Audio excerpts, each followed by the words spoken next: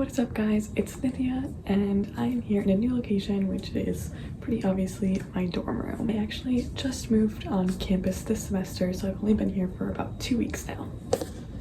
So today I was just going to tell you guys about what it kind of looks like to go to college and like live on campus during the pandemic. And while we're starting to see the light at the end of the tunnel, there's probably going to be a few more semesters with some changes. So here goes.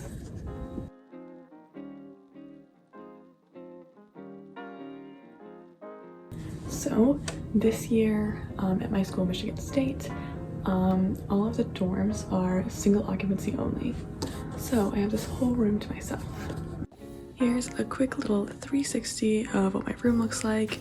So I have this whole room to myself, which is kind of a lot of space, which can be really nice, but you do miss the social aspect of having like a roommate around. One of the biggest rules on campus right now is that you have to wear masks everywhere. So unless you're in your room alone, you have to be wearing a mask. That includes like outside. So I have a ton of masks here that I just like alternate with and like use. Another thing that we're asked to do is to fill out a daily health screening every day. It's just like a really quick form that goes through like the symptoms, makes sure you're feeling healthy, and that you shouldn't be like quarantining in your room.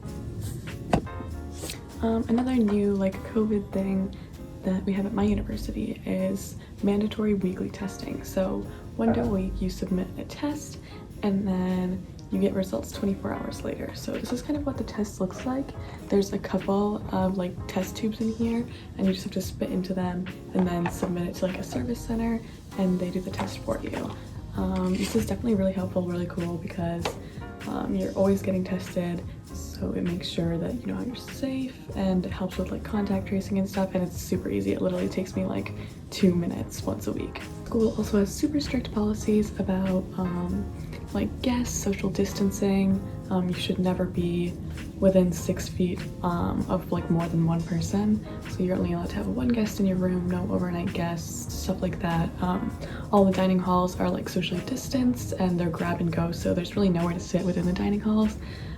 There's a couple common spaces that they have open, just limited capacity. So it's definitely difficult to find places to hang out with friends, but it also encourages you to be safe and socially distanced, which in the end is definitely a good thing.